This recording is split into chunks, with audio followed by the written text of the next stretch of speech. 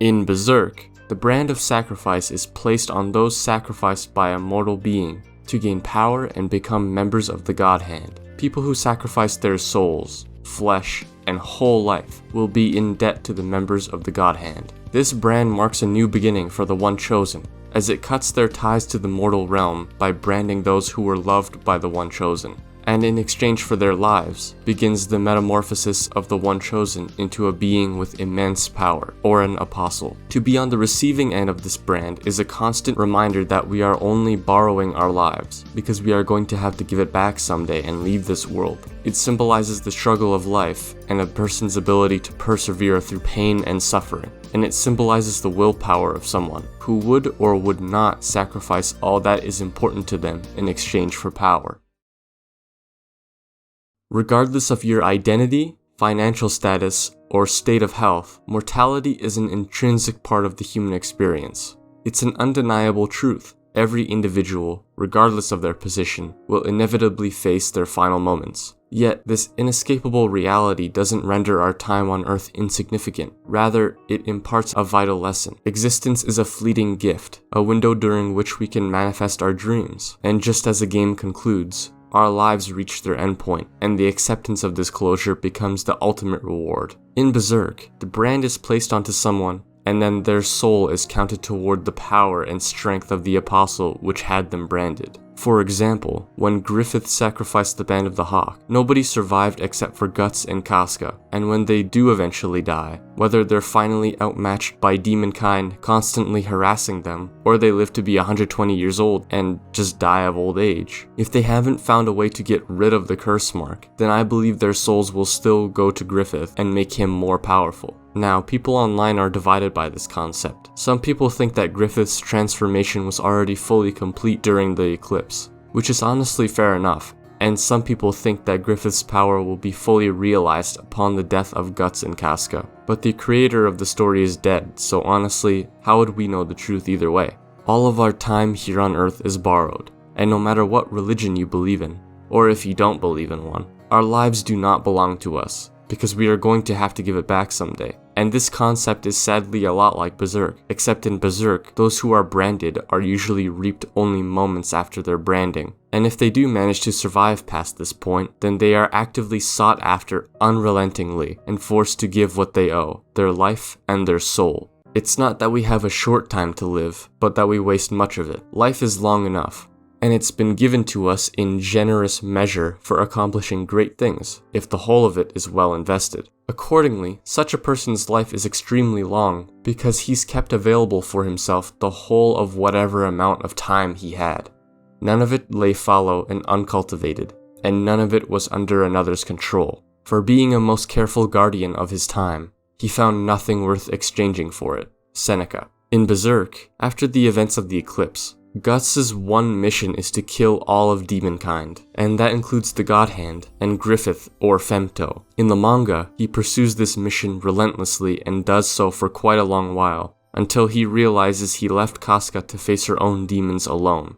Guts changes focus, making his goal to protect Casca, giving up his other desire to take revenge on Griffith, because to him, more important than murderous rage and vengeance is protecting that which he loves, holding on to the good still remaining in a cruel world. Just like how our life is a gift, we cannot turn away from the good still there, even if there is evil or negativity or tragedy present.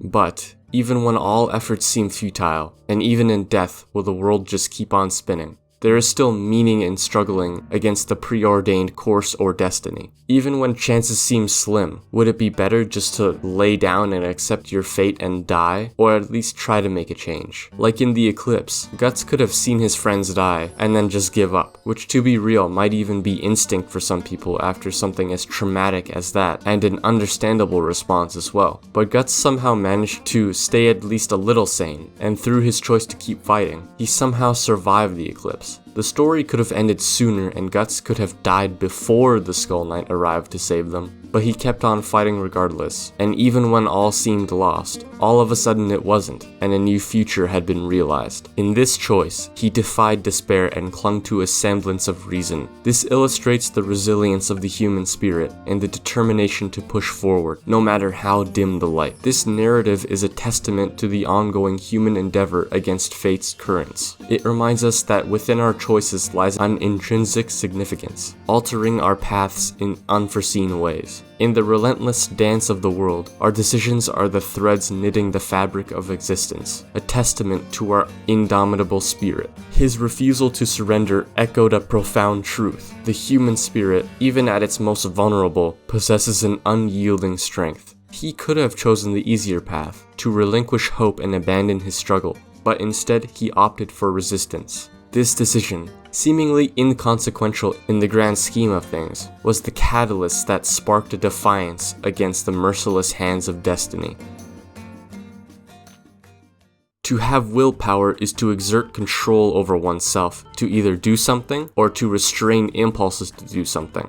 We don't know if anyone has ever refused the power of the God Hand and the Bayolet. We don't know what kind of headspace one must be in at the time that they are being offered the power of an apostle. What we do know is that Griffith chose to sacrifice almost everyone he'd ever cared about so that he could keep going. Bayolets are activated when someone has hit their lowest point in life and has a great desire to get out of their current situation. Griffith at that point had just escaped his captors, which had been torturing him for the last year. His friends no longer pictured him as someone invincible and esteemed, but rather someone tortured, beaten, and despondent, and really who could blame them, because he was. Whether you think Griffith did nothing wrong or not does not matter. I think that no matter what anyone says, they know that what Griffith did was objectively wrong, period. However, Griffith was in a completely different mind space than he was just a year prior. He was starved, tortured, in constant excruciating pain, and isolated from really anyone except for his torturers.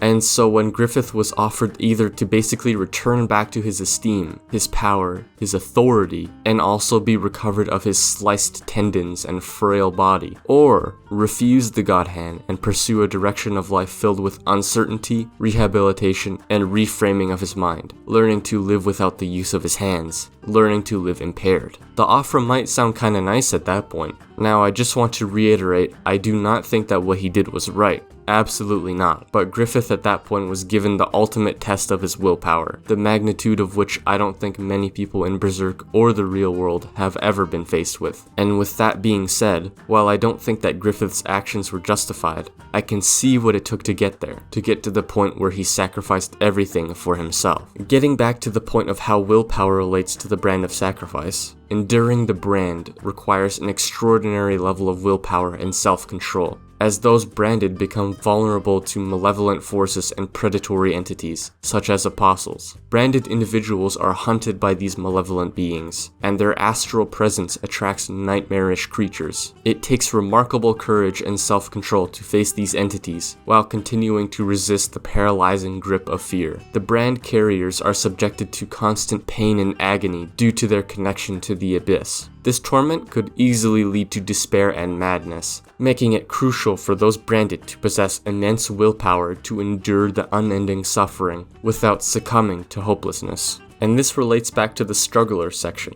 because it would be so easy to give up when it seemed that all hope was lost. When Guts awoke after the eclipse, even when he thought it couldn't get any worse, he found that he also essentially lost his love, Casca. I mean, she was still there with him, but the person he once knew was gone because she'd completely lost her mind and her memories. So that's it. Nothing else can be done except for giving up, right? There'd be no point to stick around for Guts anymore, because everyone he once knew was gone except for Rickert. But through the use of willpower, he kept fighting, even if he did end up leaving Rickert and Casca alone for some time. Not only did he return to them, but he kept himself alive, decided to keep fighting through sheer power of will, and with time and effort, just like how the Skull Knight saved the day, new paths and new futures had been realized. New opportunities were opened up, even after it seemed like it could never be better again. Guts found a sliver of peace and rebuilt a group of people which he cared for, Casca included. But you have to stick around to find out. You have to keep fighting. As humans, we are all constantly faced with new ordeals and new matters each and every day. Keeping yourself hidden from the rest of the world and staying in your own private domicile all day will not prevent the world from spinning. And there will always be things that trouble you or that will cause you to struggle. The truth remains that life is full of tribulations and tests that demand our attention. However, the manner in which we approach these daily tests and navigate the difficulties inherent in new experiences shapes the distinction between life happening to someone and someone happening to life.